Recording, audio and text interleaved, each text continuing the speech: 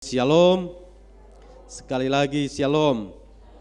Nah, puji akan nama Tuhan, kita sekali lagi, dan biasanya sebelum saya khotbah saya selalu mengatakan kita patut mengucap syukur dan berterima kasih sebab Tuhan baik, Tuhan yang menjaga kita, Tuhan yang memelihara kita, dan kita boleh ada sampai detik hari ini. Kembali kepada kebenaran firman Allah yang saya hari ini akan kutip di dalam Injil Matius pasal 25.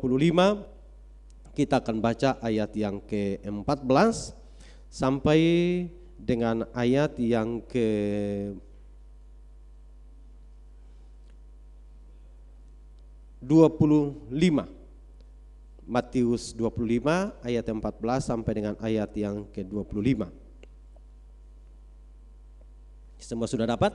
Saya akan baca ayat-ayat ini dengan cepat. Perumpamaan tentang talenta. Sebab hal kerajaan surga sama seperti seorang yang mau bepergian ke luar negeri, yang memanggil hamba-hambanya dan mempercayakan hartanya kepada mereka. Yang seorang diberikannya 5 talenta, yang seorang lagi 2, dan yang seorang lain lagi 1, masing-masing menurut kesanggupannya, lalu ia berangkat. Segera pergilah hamba yang menerima 5 talenta itu, ia menjalankan uang itu lalu beroleh laba 5 talenta. Hamba yang menerima 2 talenta itu pun berbuat demikian juga dan berlaba 2 talenta. Tetapi hamba yang menerima 1 talenta itu pergi dan menggali lubang di dalam tanah lalu menyembunyikan uang tuannya. Lama sesudah itu pulanglah tuan hamba-hamba itu lalu mengadakan perhitungan dengan mereka. Hamba yang menerima 5 talenta itu datang dan ia membawa laba 5 talenta. Katanya, Tuan 5 talenta Tuan 5 talenta Tuhan percayakan kepadaku, lihat aku telah beroleh laba 5 talenta. Maka kata tuannya itu kepadanya, baik sekali perbuatanmu itu, hai hambaku yang baik dan setia. Engkau telah setia dalam perkara kecil, aku akan memberikan kepadamu tanggung jawab dalam perkara yang besar. Masuklah dan turutlah dalam kebahagiaan Tuhanmu. Lalu datanglah hamba yang menerima 2 talenta itu, katanya, Tuhan, 2 talenta Tuhan percayakan kepadaku, lihat aku telah beroleh laba 2 talenta. Maka kata tuannya itu kepadanya, baik sekali perbuatanmu itu, hai hambaku yang baik dan setia. Engkau telah setia memikul tanggung jawab dalam perkara yang kecil, aku akan memberikan kepadamu tanggung jawab dalam perkara yang besar. Masuklah dan turutlah dalam kebahagiaan Tuhanmu. Kini datanglah juga hamba yang menerima 1 talenta itu dan berkata, Tuhan, aku tahu bahwa Tuhan adalah manusia yang kejam, yang menuai di tempat di mana Tuhan tidak menabur dan yang memungut dari tempat di mana Tuhan tidak menanam. Karena itu aku takut dan pergi menyembunyikan talenta Tuhan itu di dalam tanah ini. Terimalah kepunyaan Tuhan. Saudara, perhatikan baik-baik apa yang disampaikan oleh kebenaran firman Allah. Kita sangat percaya, kita sangat yakin bahwa apa yang dicatat di dalam Alkitab terkait dengan perumpamaan penerima 5, 2, dan 1 talenta adalah satu bagian dari pelajaran saya, pelajaran saudara, pelajaran kita semua, dan ini pelajaran penting untuk kemudian kita menyimak baik-baik arah dan pikir yang sesungguhnya dari tujuan Tuhan dari perumpamaan ini. Nah, tentu berkaitan dengan apa yang di dalam perumpamaan ini tentu berkaitan dengan tanggung jawab yang Tuhan beri buat penerima 5, 2, dan 1. Dan kalau kemudian kita bicara tentang soal tanggung jawab yang kemudian Tuhan berikan kepada kita semua lewat gambaran perumpamaan penerima 5, 2, dan 1 talenta, maka hendaklah kita belajar dan memperhatikan baik yang ingin saya hari ini sampaikan dan menyoroti pada penerima 1 talenta. Bagian ini mungkin saya pernah menyampaikan pelajaran tetapi penting dalam tema-tema tahun ini. Kita sedang bicara tentang multiplikasi dan bagian ini saya ingin bicara tentang multiplikasi talenta, pelipat kali gandaan talenta. Bicara tentang soal 5 dan 2. Kita belajar bersama bahwa mereka telah memaksimalkan, mereka telah menggunakan, mereka telah memanfaatkannya sedemikian rupa sehingga dari 5 menjadi 10, dari 2 menjadi 4. Ada pelipat kali gandaan. Nah tentu ini harapan, ini keinginan, ini kerinduan Tuhan buat saya dan saudara. Dan hari ini kita akan coba melihat, belajar bersama tentang respon seorang yang menerima 1 talenta. Firman Allah katakan bahwa begini, ayat yang ke-24. Saya akan baca ulangi ayat ini. Kini datanglah juga hamba yang menerima 1 talenta itu dan berkata, Tuhan, aku tahu bahwa Tuhan adalah manusia yang kejam. Perhatikan ini. Penerima 1 talenta tahu yang adalah Tuhan adalah orang yang kejam, adalah tidak main-main. Nah, bahasa ini saya bisa menerjemahkan seorang yang disiplin. Seorang yang betul-betul dengan detail memperhatikan untung dan rugi. Yang berikut ingin kita perhatikan. Dan berkata, Tuhan, aku tahu bahwa Tuhan adalah manusia yang kejam, yang menuai di tempat di mana Tuhan tidak menabur dan yang memungut dari tempat di mana Tuhan tidak menanam. Saudara perhatikan ini. Jadi sang Tuhan mempercayakan dan dia tinggal menerima hasil dari kerja setiap orang yang menerima talenta. Dan penerima 1 talenta menyampaikan tuduhan-tuduhan, menyampaikan vonis kepada sang Tuhan. Padahal kalau kita perhatikan penerima 5 dan 2, Bapak Ibu coba saudara perhatikan, jangan sampai kemudian dianggap saya salah. Tetapi ternyata yang penerima 5 dan 2 ketika pelipat kali gandakan, bukan kemudian sang Tuhan mengambil keuntungan 5 itu. Saudara perhatikan ayat yang ke-15, ayat yang ke-16, 17, 18. Tetapi kemudian penerima 1 talenta menganggap bahwa ini cuma 1 talenta. Dan jangan sampai sang Tuhan yang kejam itu, kalau ternyata dalam proses perdagangannya dia rugi, nanti dia menjadi malapetaka yang besar atau mendapatkan malapetaka yang besar. Dan karena dia berusaha sembunyikan. Bahasa ini kita katakan bahwa benar, penerima 1 talenta tidak korupsi dengan uang 1 talenta. Ataukah kita mengatakan penerima 1 talenta, apakah kemudian menganggap ini terlalu kecil nilainya? Apakah kemudian penerima 1 talenta menganggap remeh, ya ini cuma 1 talenta. Kenapa yang di sana 5, kenapa yang di sana 2, kenapa saya cuma 1? Apakah kemudian ada dalam pikiran penerima 1 talenta, terlalu kecil nilai saya, atau terlalu kecil cuma 1 talenta, kenapa yang lain 5, kenapa yang lain 2, saya cuma 1. Ataukah yang opsi yang kedua, apakah penerima 1 talenta itu begitu ketakutan dengan menerima 1 talenta, jangan-jangan saya tidak bisa memaksimalkan dan kemudian Tuhan yang kejam itu memasukkan saya ke penjara. Ketakutan itu muncul dan ini terbaca di dalam ayat yang kita baca tadi. Tapi menarik ketika saya pelajari berkaitan dengan talenta.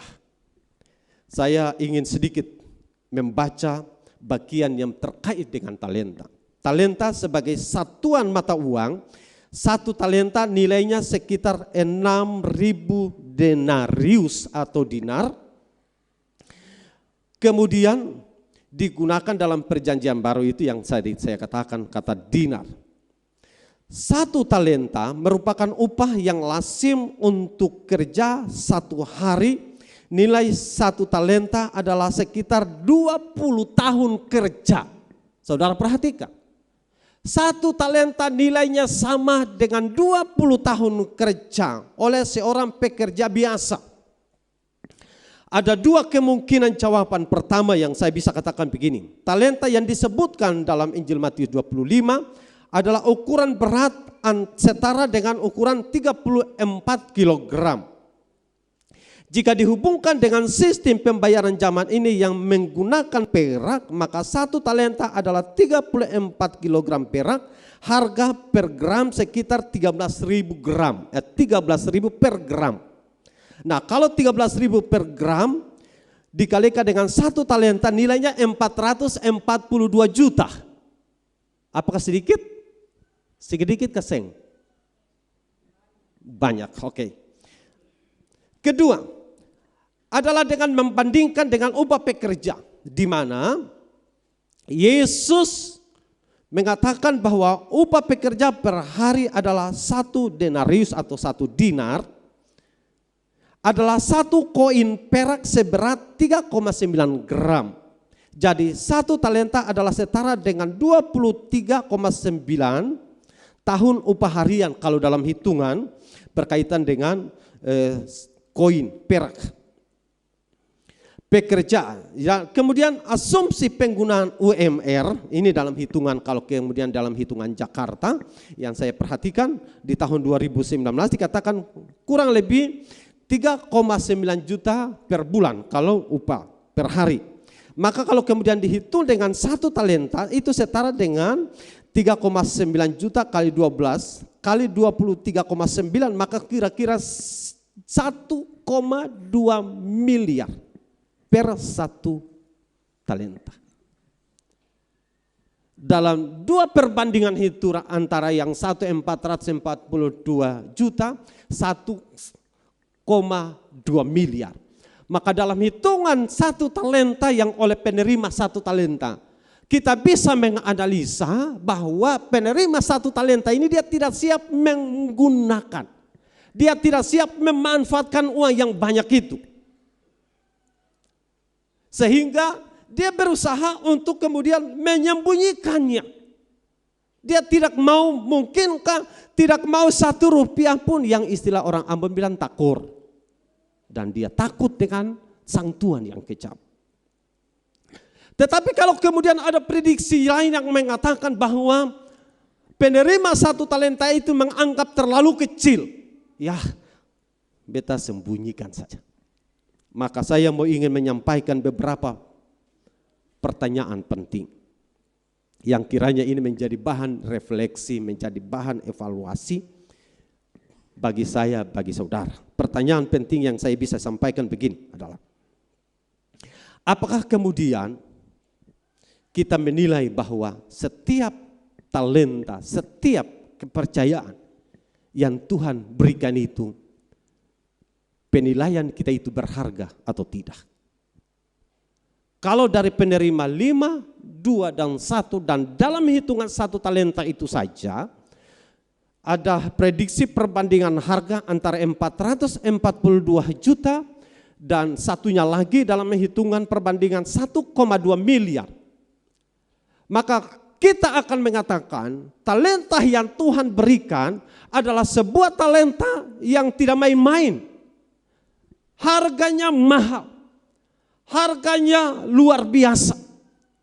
Dan kalau ternyata penerima satu talenta itu menganggap remeh, maka sebenarnya dia tidak sedang menghargai apa yang Tuhan beri.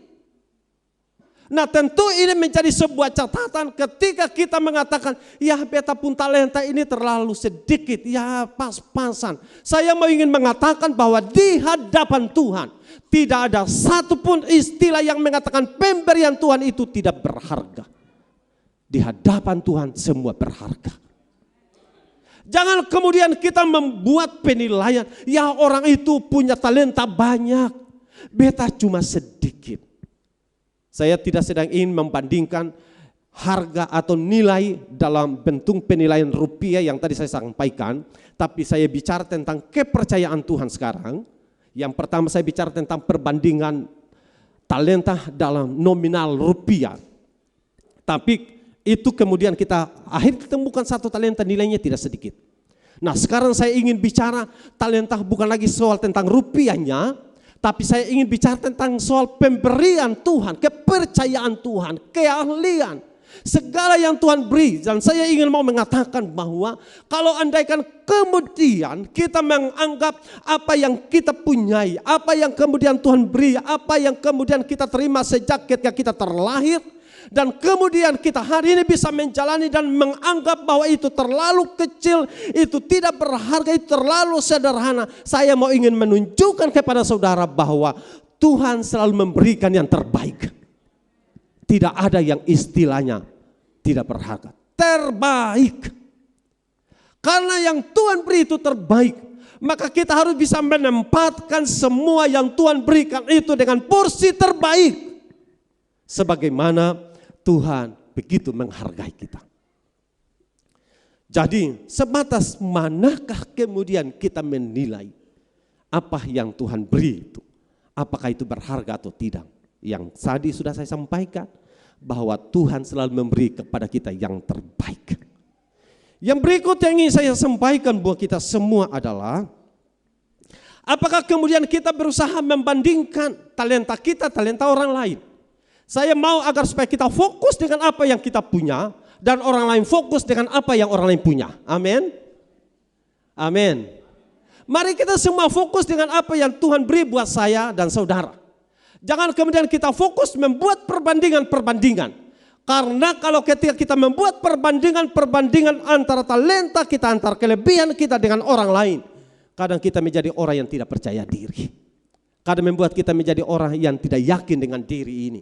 Kadang kita membuat menjadi orang yang ragu-ragu. Tapi kalau kemudian kita pegang apa yang Tuhan beri buat saya ini berharga. Apa yang Tuhan beri buat saya ini bernilai. Dan kalau kemudian Tuhan beri kepada orang lain yang berbeda dengan saya, yang berbeda dengan orang lain, maka saya mau ingin mengatakan, itu Tuhan yang beri percayaan buat orang lain. Tapi Tuhan juga memberi kepercayaan buat saya. Jadi yang kita pegang bukan berapa jumlah, yang kita pegang adalah berapa kepercayaan atau apa yang Tuhan percayakan. Ketika Tuhan sudah memberi kepercayaan buat saya dan saudara, pegang itu saudara. Karena itu bernilai. Jangan buat perbandingan. Kalau saudara buat perbandingan dengan orang lain, saudara menjadi orang yang tidak bisa maksimal. Saudara tidak akan bisa bermultiplikasi. Saudara tidak akan bisa melipat kali gandakan. Mungkinkah saya bisa mengatakan mungkinkah? Ini kata mungkin karena kita tidak tahu motif dibalik penerima satu talenta menyembunyikannya. Mungkinkah penerima satu talenta ini dia tidak mampu bersaing dengan penerima 2 dan 5 talenta. Mungkinkah dia tidak mampu bersaing? Istilahnya dia tidak mampu untuk bisa membuat keseimbangan kemampuan 5 dan 2. Dia ragu, jangan sampai saya tidak bisa bersaing. Dan karenanya jauh lebih baik saya simpang. Nah, kenapa rasa itu muncul? Karena bisa buat dia lakukan yang namanya perbandingan. Karena dia buat perbandingan, dia amati, beta yang bisa kalau dia itu boleh. Nah, hal yang bagian ini saya ingin katakan, jangan pernah membuat perbandingan apa yang engkau punya dengan apa yang orang lain punya. Apa yang tadi saya tegaskan, pegang dan lakukan, maksimalkan apa yang engkau punya dan biarkan orang lain pegang, maksimalkan apa yang orang lain punya. Dan ketika semua kita ini memaksimalkan, memultiplikasi, melipat kali gandakan semua yang kita punyai, maka akan terjadi apa yang namanya terobosan-terobosan yang sangat luar biasa. Terobosan-terobosan hebat akan terjadi kalau semua kita dapat memaksimalkan. Semua kita memultiplikasi, semua kita melipat kali gandakan, maka akan sesuatu yang luar biasa terjadi. Jadi jangan pernah kita lakukan apa yang namanya perbandingan dirimu dengan orang lain. Sekarang menjadi pertanyaan lanjut adalah, apa saja talenta saudara? Apa yang engkau punya hari ini? Kenapa muncul ada jawaban orang mengatakan beta ini punya talenta. Kenapa orang muncul dengan pernyataan beta ini bisa buat apa-apa. Karena bisa jawabannya dia tidak tahu. Atau dia belum tahu apa-apa. Saya harap saudara bisa tahu apa talenta saudara. Saya harap saudara bisa kenal apa kelebihan saudara. Saya harap agar saudara bisa kenali dirimu, potensi dirimu, kemampuan dirimu. Masing-masing harus bisa kenali apa sih yang saya punya. Kenali, berusaha kenali kemampuanmu. Sebelum engkau menjadi menyesal, ternyata beta ini bisa. Tapi ternyata beta yakin bahwa itu beta punya. Beta harap saudara bisa mampu mengenal apa kelebihan, apa kemampuan saudara. Contoh, beta bisa berikan gambaran begini. Yang satu tidak pintar masak, tapi yang satu pintar masak. Tapi kadang-kala orang mengatakan beta ini bisa bikin apa-apa, padahal dia bisa masak, saudara.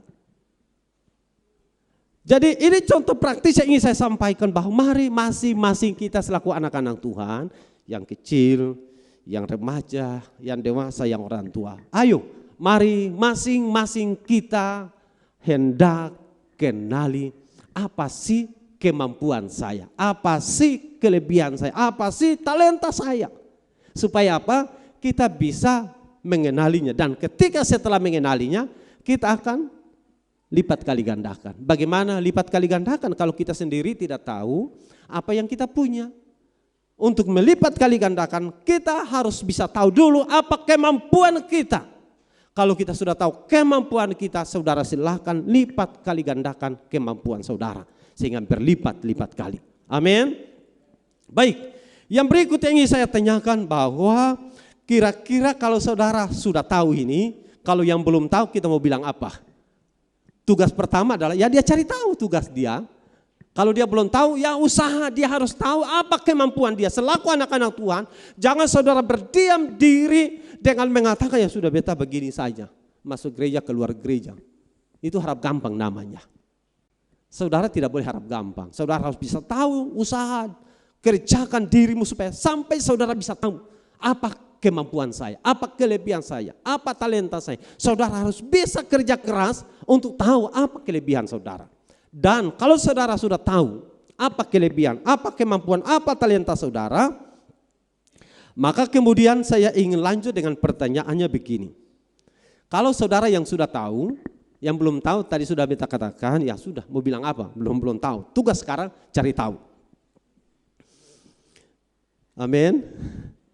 Coba tanya kiri kanan, sudah tahu belum?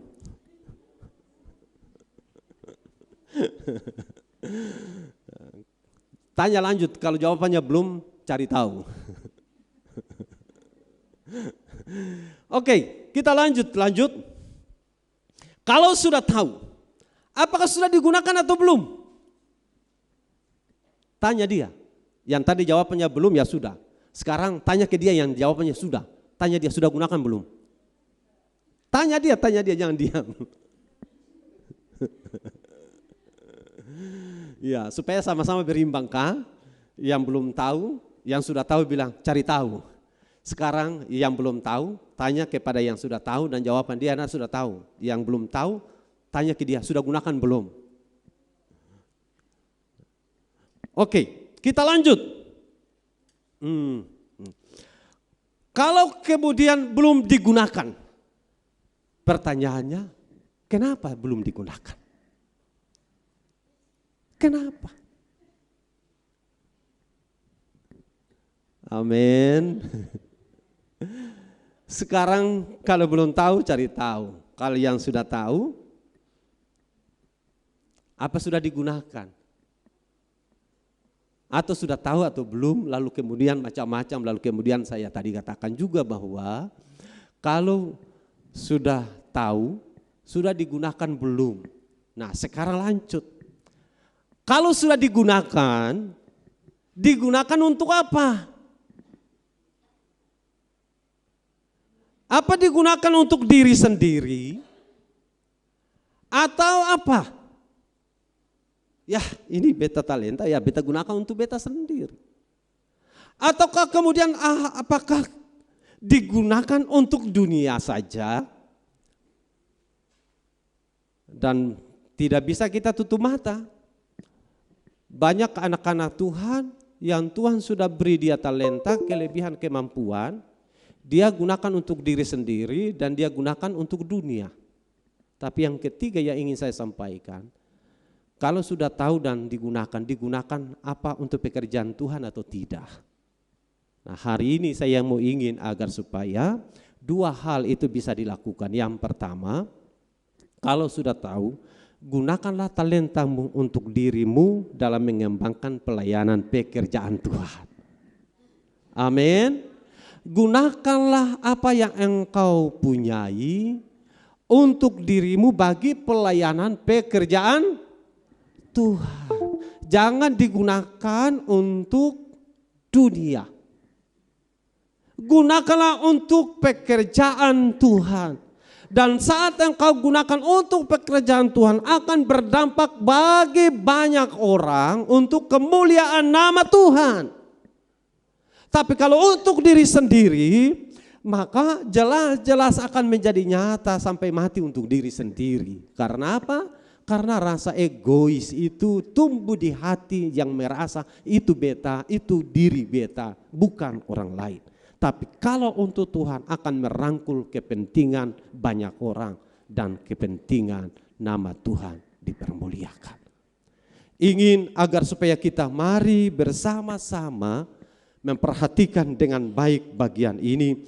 Kalau kita kemudian belum gunakan atau gunakan yang salah, kadang orang begini, contoh banyak artis, banyak selebriti dengan suara yang bagus-bagus, tapi tidak pernah mereka berikan itu untuk Tuhan.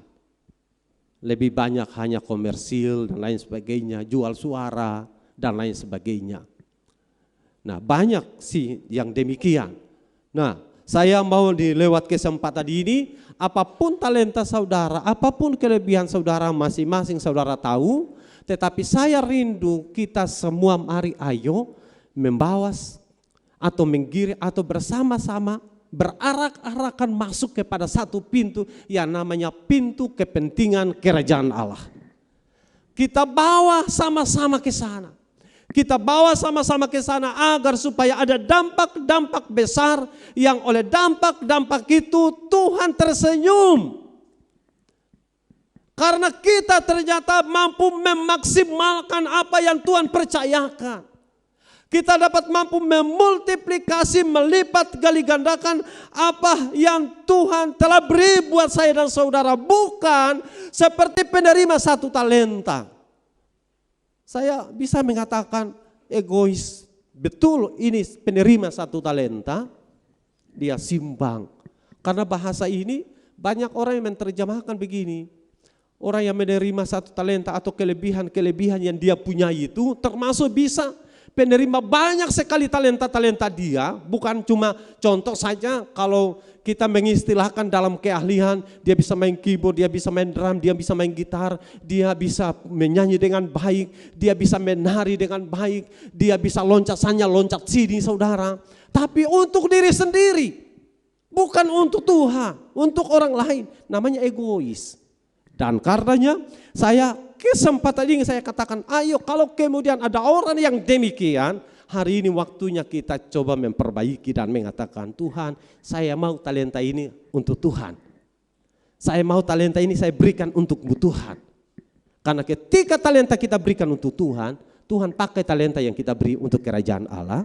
Dan kemudian tentu juga akan berdampak untuk diri kita sendiri. Nah, jadi saya mengarahkan kita semua agar supaya ayo mari kita coba tanya diri. Sudah dapat talenta belum? Sudah tahu talenta maksud saya, sudah tahu talenta atau belum? Kalau belum tahu cari tahu. Kalau sudah tahu, ayo mari kita kira-kira pikirkan apa yang bisa kita lakukan dari talenta itu. Untuk Tuhan dan itu opsi. Tuhan atau untuk dunia. Kalau kemudian untuk Tuhan, mari kita persembahkan untuk Tuhan. Dengan cara apa? Caranya adalah memberikan hati, memberikan hidup ini. Tidak hanya sebatas kita punya kerinduan, tidak hanya sebatas kita punya keinginan dengan karena sudah tahu ini talenta beta, tapi diam di tempat. Harus ada yang namanya action, harus ada namanya tindakan, harus ada yang namanya bagaimana kita mengambil sikap. Dan ketika kita semua mengambil sikap, memberikan waktu, memberikan hidup bagi Tuhan, saya percaya Tuhan akan memberkati kita semua. Karenanya Bapak Ibu Saudaraku yang dikasihi oleh Tuhan, kiranya Tuhan akan tolong kita semua. Karena apa yang tadi saya sampaikan bahwa Tuhan punya kerinduan, bukan hanya sebatas dengan jumlah yang kita dapat dan dengan jumlah yang sama kita kembalikan.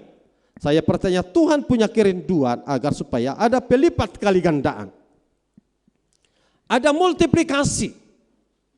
Kalau hari ini saudara, contoh saja, Mama Dede bisa main gitar supaya bisa apa ya, supaya bisa mengiringi anak-anak sekolah minggu ibadah. Tiba-tiba Mama Dede main bass. Tiba-tiba beta lihat lagi, Mama Dede coba tidak hanya sebatas pintar main gitar, ternyata sudah main drum juga. Artinya itu namanya pelipat gandaan talenta. Memang beta tidak yakin Mama Dede pasti main gitar, main drum. Tapi ini contoh yang bisa saya sampaikan bahwa kalau kita yang sudah bisa punya kemampuan satu yang tadi saya beri contoh, sudah bisa main gitar, maka kita harus bisa bermain alat musik yang lain. Ini contoh. Nah, kalau kesempatan ini, maka saya mendorong ayo anak-anak muda, karena tidak mungkin orang tua-tua yang main alat musik. Amin. Atau ada orang tua-tua yang mau main musik. Contoh Om Abah mungkin main drum ya. Tidak mungkin. Nah, yang mampu adalah anak-anak muda. Maka saya mendorong ayo anak-anak muda belajar. Masa depanmu atau proses perjalanan hidup itu masih panjang. Hari ini mungkin saudara mengatakan, ya ini tidak terlalu penting. Satu ketika saudara akan kaget, ternyata di sekolah ini orang butuh pemain contoh drum. Nah kalau di sekolah orang butuh pemain drum, saudara ada di sana. Kalau di komunitas dimanapun saudara berada, saudara akan mengatakan bahwa, ternyata contoh pemain keyboard, di sini di komunitas ini sing ada. Tiba-tiba ada satu yang mengaku, beta tahu. Saudara bermanfaat di sana.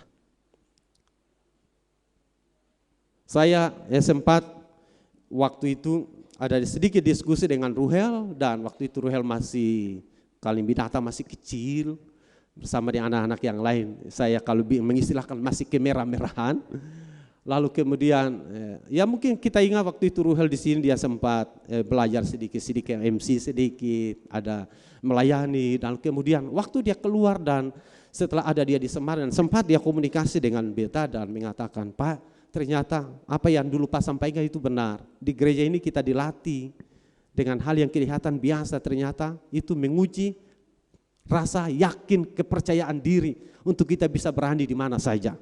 Nah, dan saya mengatakan hari ini, saudara jangan anggap remeh, karena di komunitas kita di sini kita diajar, kita dilatih. Kalau saudara tidak bisa memberikan dirimu, kapan saudara mau belajar dilatih? Nah, makanya saya mau ingin mendorong, ayo temukan apa kemampuan, apa kelebihan, apa talentamu, dan di satu waktu, sekali lagi di satu waktu, saudara akan merasa ternyata benar. Saya mau ingin menyampaikan ini, agar supaya apa? Agar supaya kita menjadi orang yang tidak hanya sebatas puas dengan apa yang ada. Saya rindu agar supaya kita bisa memultiplikasi, kita bisa apa? Melipat kali gandakan, kita bisa apa? Kita bisa berlipat-lipat dari apa yang kita punyai hari ini. Mungkin saudara yang sudah lanjut usia mengatakan, tapi beta ini sudah lanjut usia, kira-kira beta bisa buat apa? Beta bisa bikin apa-apa. Saya bisa mengatakan dari hati kita bisa menyampaikan doa kita kepada orang yang ada di lapangan. Doa kita kepada orang yang ada sedang melayani. Doa kita kepada orang yang sedang ada di tempat-tempat yang sedang mengalami kesulitan. Saudara di tempat tidur sekalipun, saudara di tempat duduk sekalipun, saudara masih bisa menyuarakan kepada Tuhan, Tuhan ada anak-anak Tuhan yang sedang dalam kesulitan. Tuhan, ada hamba-hamba Tuhan yang sedang ada dalam pelayanan. Saudara bisa di sana. Dan saudara bisa mengatakan, ya tapi beta ini bagaimana ya? Tidak bisa yang lain-lain, cuma itu yang bisa beta lakukan. Saudara bisa maksimalkan waktu saudara. Kalau biasanya semua saudara, ya 15-20 menit saudara berdoa. Saudara bisa lipat kali gandakan waktu satu hari itu. Untuk apa? Untuk menjangkau dunia dengan doa-doa saudara. Karena sekali lagi, kita sedang ingin bergandengan tangan. Tidak bisa seorang berdiri dan melepaskan tangannya dari orang lain. Saya tidak bisa berdiri, saya tidak bisa kemana-mana dan kemudian melayani dan saya berdiri sendiri, tidak bisa. Saya butuh saudara, tangan saudara. Dengan cara apa saudara bisa menjangkau, mengikuti, mengiring saya dengan doa-doa saudara. Dimanapun saya ada, dimanapun saya berada, saudara mengikuti dengan tangan doa saudara. Sehingga kita tidak bisa menghentikan cara di mana menolong orang lain. Tidak bisa kita membatasi ruang kita, tidak bisa membatasi gerak kita hanya karena ada faktor usia, faktor kesehatan, atau faktor pengalaman. Tidak ada alasan bagi saya dan saudara. Sejauh di mana kita masih ada di dunia ini, ayo mari kita bergandengan tangan untuk kemuliaan bagi nama Tuhan. Kalau di Facebook mungkin saudara ikuti saya betul-betul agak sedikit tegas dalam beberapa pernyataan yang mengatakan gereja Sidang Jemaat di Kariu itu tidak dibakar atau tidak terbakar. Buat saya no problem soal terbakar, 1000 kali dibakar kita berusaha membangunnya. Tapi saya jujur saya tantang betul ada pernyataan yang mengatakan tidak dibakar.